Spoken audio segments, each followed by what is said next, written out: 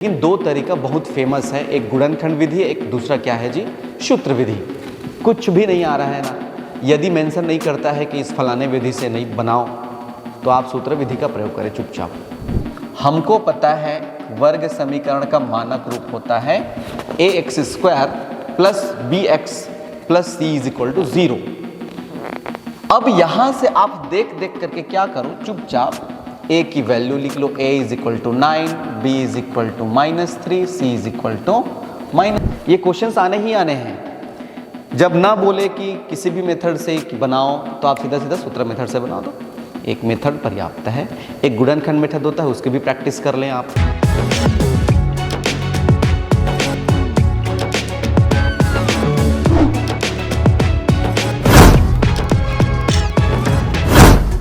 Hello everyone, उम्मीद है आप लोग का प्रीवियस सब्जेक्ट के जो भी एग्जाम हुआ होगा वो बेहतर गया होगा।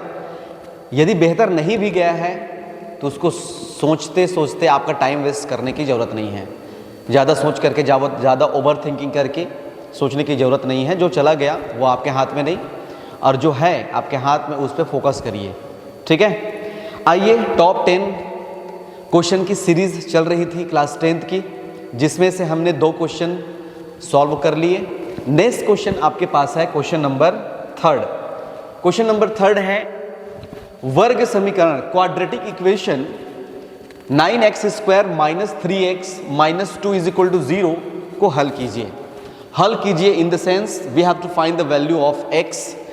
आप देख सकते हैं घात कितना है, 2 है, तो x के 2 मान प्राप्त होंगे, ठीक है। इसको सॉल्व करने के 2-3 तरीके हैं। दोनों तरीके, 3 तरीके भी हैं।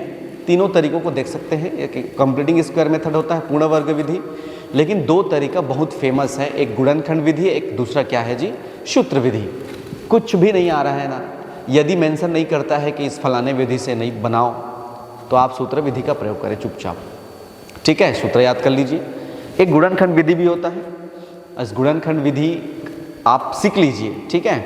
लेकिन ये क्वेश्चंस को दोनों तरीके से बनाया जा सकता है, गुणनखंड विधि से और सूत्र विधि से। मैं कोशिश करूंगा दोनों विधि बना लें, ठीक है।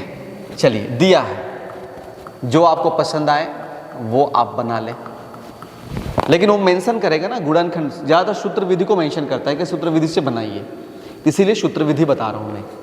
आपको पता है हमारे पास मानक वर्ग समीकरण होता है, वो होता है x² plus bx plus c is equal to 0। इसको नीचे लिख सकते हैं, दिया क्या है, 9x² minus 3x minus 2 is equal to 0।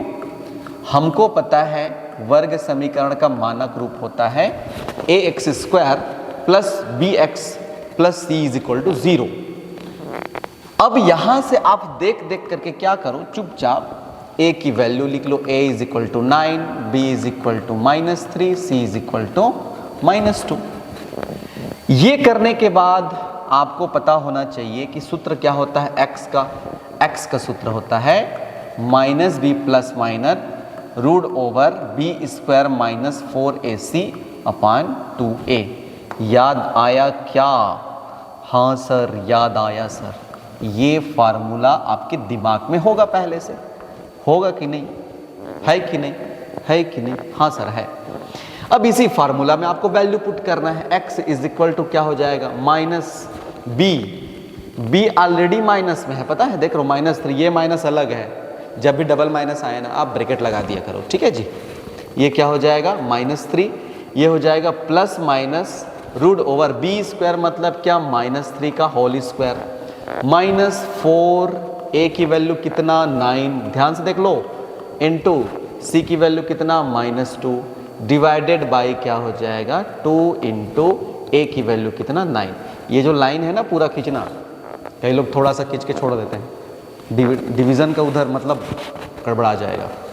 x is equal to क्या हो जाएगा, minus minus plus 3 plus minus root over 3 तिया 9, 4 निया 9 चौक 36, 36 दूनी कितना हो जाएगा, 72, ये हो जाएगा प्लस 72 डिवाइडेड बाई 9 दूनी 18। क्या यहाँ तक आप क्लियर हुआ?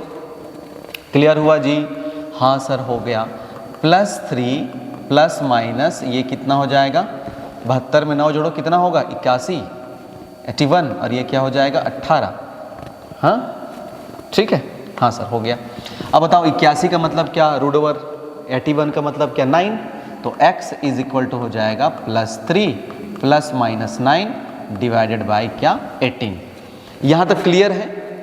यहीं से आप क्या करेंगे, एक बार प्लस लेंगे, एक बार क्या लेंगे माइनस लेंगे। प्लस लेंगे तो क्या हो जाएगा, और जो प्लस लेंगे वो इसकी एक वैल्यू क्या हो जाएगी अल्फ़ा, ठीक है, एक वैल्यू क्या मिलेगा, एक अल्फ़ा मिलेगा, एक बीटा मिलेगा। तो क्या लिख सकते हैं, यदि हम प्लस लें, धन चिन्ह लें, तो अल्फ़ा बराबर, अल्फ़ा मतलब x का मान, ये अल्फ़ा कहाँ से आ गया ऐसा नहीं, ठीक है। अल्फ़ा इज इक्वल टू क्या हो जाएगा 3 + 9 डिवाइडेड बाई 18, 9 10 11 12, ये हो जाएगा 12/18। 4 से जाएगा कि 6 से जाएगा, 3 से जाएगा, 3 से जाएगा सर, 6 से भी जाएगा, 6 दूनी 12, 6 त्रिक 18, ये हो जाएगा 2/3। पहला आंसर। x की पहले वैल्यू क्या, x का पहला value x is equal to क्या 2/3। x के दो वैल्यू मिलेंगे, मैं पहले से बोल के रखा हूँ। अब माइनस चिन्ह लेंगे, उसे हम क्या लिख दिए, बीटा लिख दिए। Beta is equal to 3 - 9/18। 3 में -9 करो कितना हो जाएगा -6/18, 6 कम 6 त्रिक 18। तो नेक्स्ट जो वैल्यू मिलेगी दैट इज -1/3।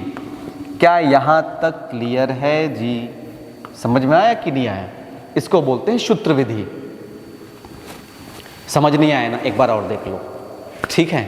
उम्मीद है आपका समझ में आ जाएगा। ये क्वेश्चंस आने ही आने हैं। जब ना बोले कि किसी भी मेथड से बनाओ, तो आप सीधा सीधा सूत्र मेथड से बना दो, एक मेथड पर्याप्त है। एक गुणनखंड मेथड होता है, उसकी भी प्रैक्टिस कर लें आप। उम्मीद है आप लोग की इस वीडियो से कुछ ना कुछ हेल्प हुआ होगा। मिलते हैं नेक्स्ट सीरीज में नेक्स्ट क्वेश्चन के साथ। तब तक के लिए all the best, best of luck exam के लिए। अच्छे से बना कर लाइए जी, ठीक है। थैंक यू वेरी मच, बहुत बहुत धन्यवाद।